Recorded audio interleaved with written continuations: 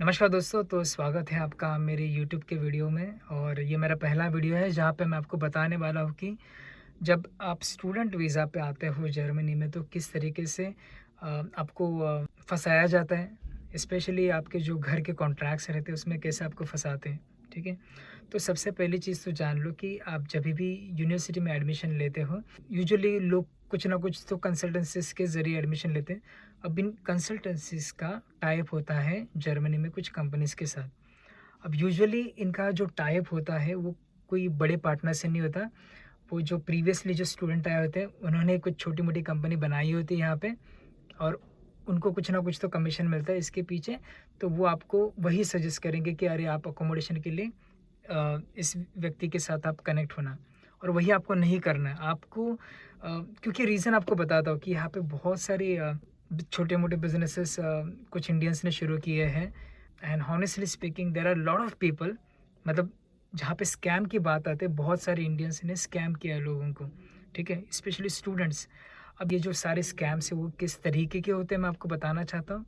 Scam में सबसे पहली चीज़ देखो वो क्या करते हैं पता है क्या आपके साथ? आपको घर का कॉन्ट्रैक्ट नहीं देते। अब घर का कॉन्ट्रैक्ट लेना बहुत बहुत अहम है। क्यों?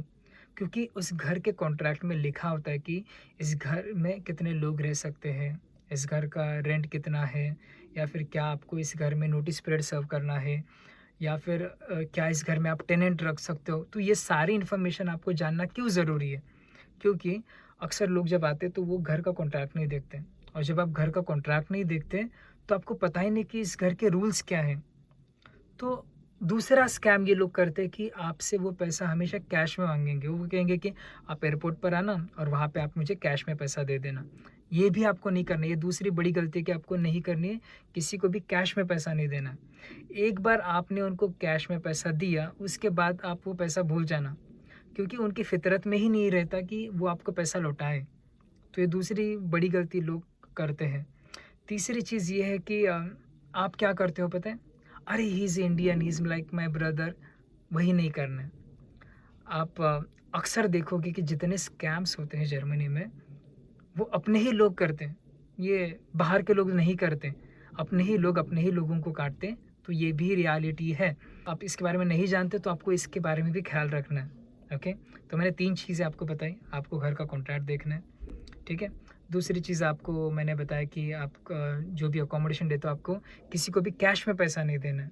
और तीसरी चीज़, आप वो माइंडसेट में मत आना कि अरे ये तो देसी बंदा है, अपना ही बंदा है, अपने को हेल्प करेगा, ऐसा कुछ नहीं है। तो स्कैम से बचने के लिए आप क्या कर सकते हो? सबसे पहले तो ना आप बहुत ज़्यादा नेटवर्क बनाना शुरू कर दो, ठीक है? अब जितने भी इंस्टाग्राम इन्फ्लुएंसर है, आप सबको आपको लगता है कि ओके फाइन ये जेन्युइन बंदा है, आप उसको फॉलो करना, ठीक है?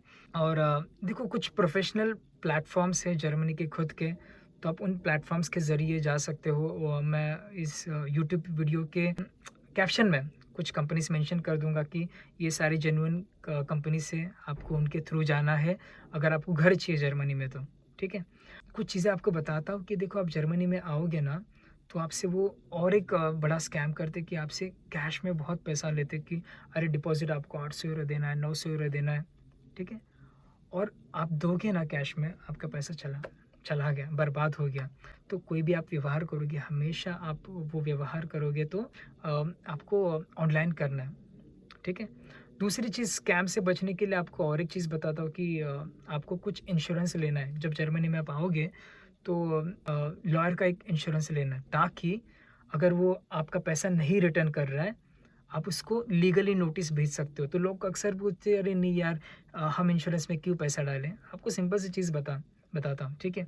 मान के चलो कि आप एक लॉयर इंश्योरेंस लेते हो, तो उसका कॉस्ट आ सकता है शायद 200 यूरो, 250 यूरो पूरे साल के लिए, और आपकी डिपॉज़िट अटके है 800 या 1000 यूरो। तो भाई वो इंश्योरेंस होना बेटर है, नहीं तो वो यहाँ पे तो डिपॉज़िट को तो भूल ही जाओ। मतलब ऐसा ही सिचुएशन है जब मैं लोगों को मिलता हूँ, और मैंने आप यहाँ पे आओगे तो आपको ही पता चलेगा, अलग-अलग लोगों से आप बातें करोगे, तो जिस तरीके का स्कैम करते हैं वो। तो I I personally feel very bad कि काफ़ी सारे स्टूडेंट्स ये स्कैम का शिकार होते हैं, उन्हें नहीं पता क्या चीज़ें करना है, and they are like okay fine, Germany में आया तो इस स्कैम में से गुज़रना ही है। यही तो मैं नहीं चाहता। हम कैसे रोक सकते हैं इस चीज़ को? ठीक है? तो डेफ़िनेटली मैं अपनी वीडियोज़ के ज़रिए अवेयरनेस क्रिएट करने की कोशिश कर रहा हूँ ताकि लोग इन स्कैम से बच सकें और and I wish all the best.